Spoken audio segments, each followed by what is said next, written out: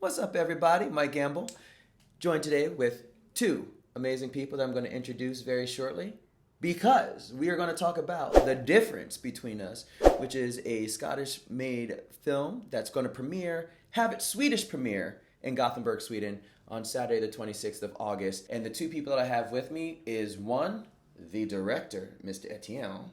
Yeah, Mr. nice. Etienne. Etienne, you pronounced it really well. Yeah, thank you. That's what I do. I'm excited to be here. I'm excited to be here, yeah. Thank you. I'm sitting next to you is Mr. Axel, who was the music supervisor. Yes, and I wrote a soundtrack. Yeah. Most of his music appears in the film. So. Nice. Yeah. So how did you two connect? New York. We met in New York. And... Sweden, Scotland, New York. Yeah. Explain. So I was on a sort of small tour with a friend of mine called Lewis, who's a rapper. Ah, normally I know Lewis. rap for him. Yeah, I used to DJ for him. Nice. And then he tells me that I've got this Swedish band, two brothers in New York. You gotta meet them. They're really good guys. And the first time I met him, he made me walk around New York from Brooklyn to Manhattan. I was like, That's what he does. That's what he does. Like, yeah, that's how we met. The rest is history. We've been working together for the last 8 years now. 8 years now. Yeah. Lucky number 8. It was a special moment. I remember when I saw Etienne. We had decided to meet outside the Brooklyn Museum. Yeah. Mm-hmm. Sorry, the Brooklyn Library, Mm-hmm. close to Prospect Park. And I saw you and Lewis coming inside Etienne. The moment I saw you, I just knew that, oh, this is a brother. This is a brother from another mother. It was just a connection there in your smile. Yeah. I just liked you. Just the energy was all right. Just between me meeting him and meeting his brother and everybody, I was very excited to be in New York for the first time. So I was like, and when I met him and heard his music, I was just connected straight away. How did you come up with the idea for the movie and connecting to Sweden as a music base? I think ideally sometimes when you meet people for the first time in life, you don't know where your journeys are going to meet on how you're going to work together. So I started just creating music with Axel because I used to DJ. Right, I still you're a music man yourself. Yeah, I love music. I think it's such a universal language. I like the way music brings people together. So that kept me close to him and his music and how deep and really, he's super talented when you see him play piano. And then we became friends. And then at the time, I didn't know that I was going to make a movie and get him involved. Yeah. So it was all natural. And then during lockdown, we were all stuck in Scotland. That's when I decided, this is a pretty scary time. I may just die without having to do a movie I really wanted to do, and that's when I started coming up with the story, writing it, and I tried to make the story as personal as possible. So about 80% of the film is just kind of touching on my life, and I was like, who's the best person I can get to do, the distance between us? That's the title of the soundtrack. Yeah. My friend Axel, because his music touches different elements, themes of the film, Right. In different way. And every time I speak to Axel, I don't force the discussion.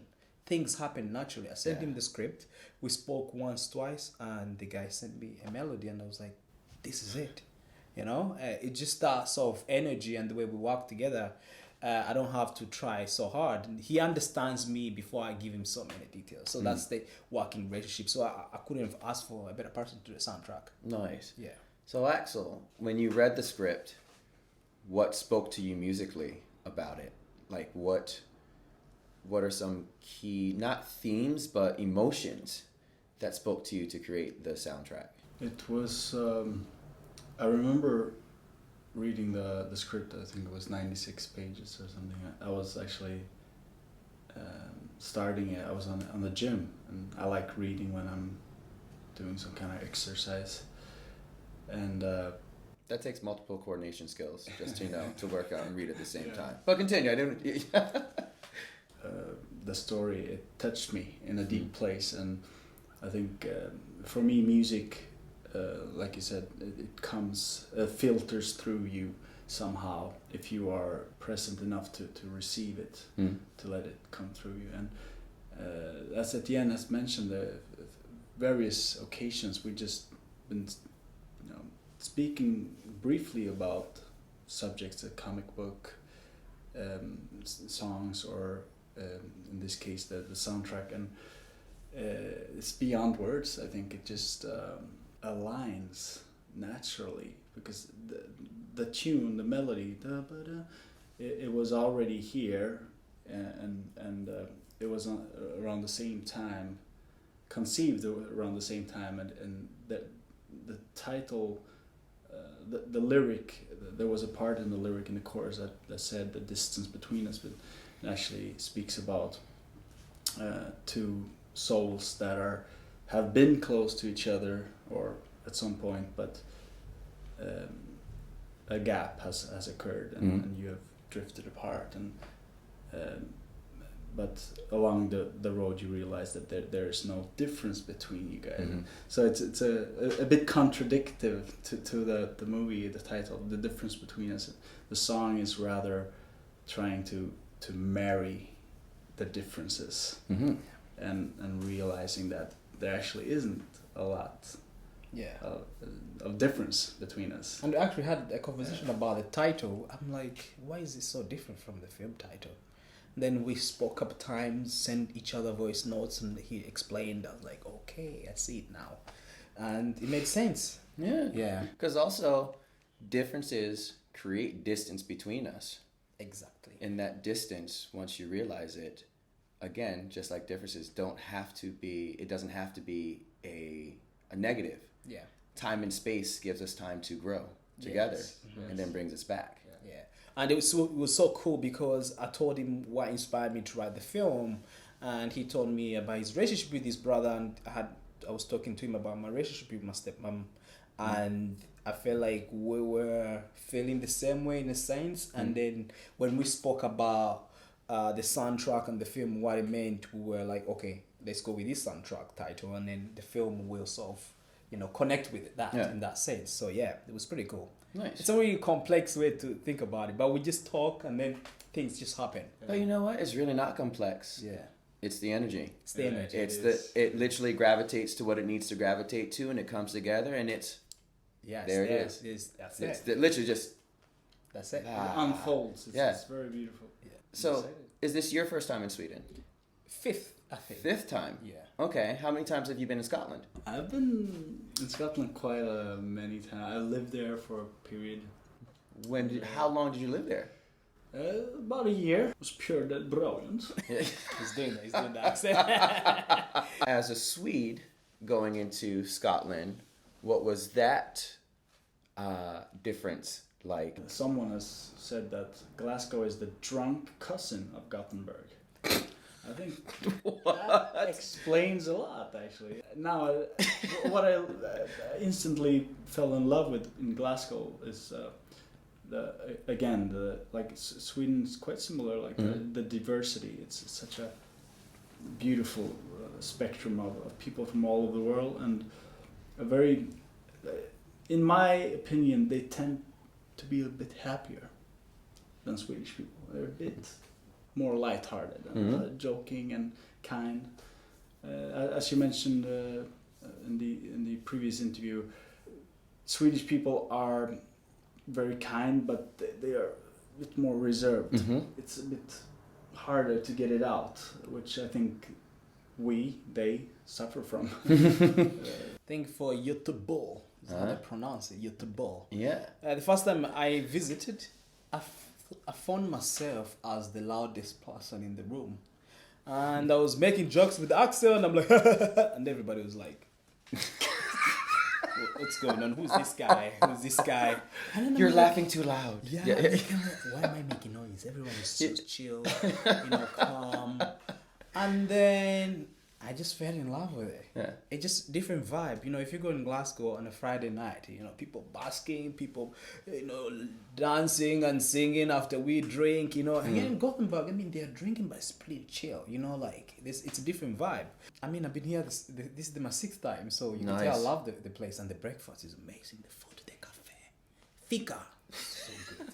Everybody loves a good fika. Yeah. But the thing about the fika as well, internationally, you can take a coffee with a friend, but it's like, hey, Etienne, you good? You good? Okay, great, good to see you. Okay, gotta go. See you soon. In Sweden, it's like, how's life? 2 hours? Oh, you good? You can stay? Yeah, okay. Yeah, just Let's have another. Yeah. And the poor fika, Yeah. milk and everything. It's no rush. No, at all. Yeah.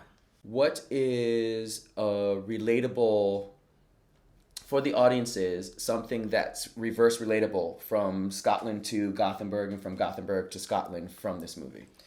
I think Scotland's such a diverse country, you know, Glasgow and Gothenburg. I've seen different people from different walks of life. And with this story, I wanted to tell a human story, something that's quite universal, something that people can relate to.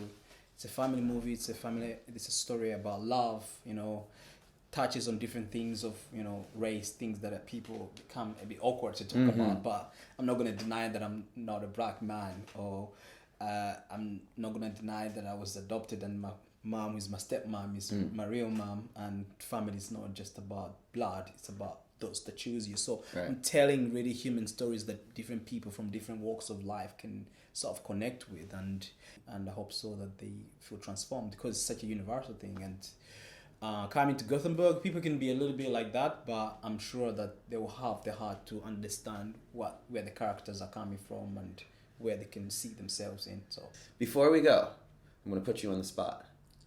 Who's your favorite character in the movie? my favorite character in the movie, it would be Siluka Jr. Because he's playing because when I was writing, I started basing it around that. Okay.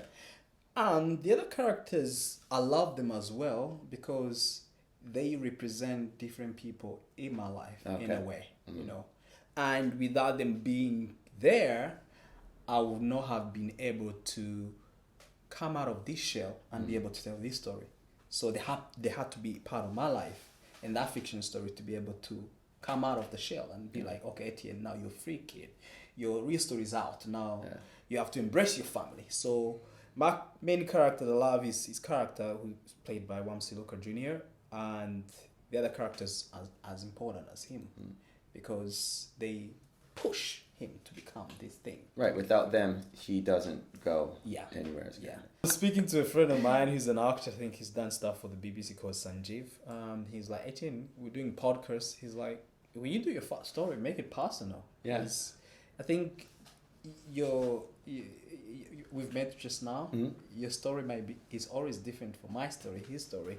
So if you can show different perspectives of people's story, and hopefully people can understand, oh, that's why maybe Etienne is the way he is, you know. And so human story was something really important to me. I just don't want to do a film that I'm not passionate about, and this I'm really passionate about, and I'm just gonna keep pushing it out there, and hopefully the world can see it. Yes, the world is going to see it. Yeah.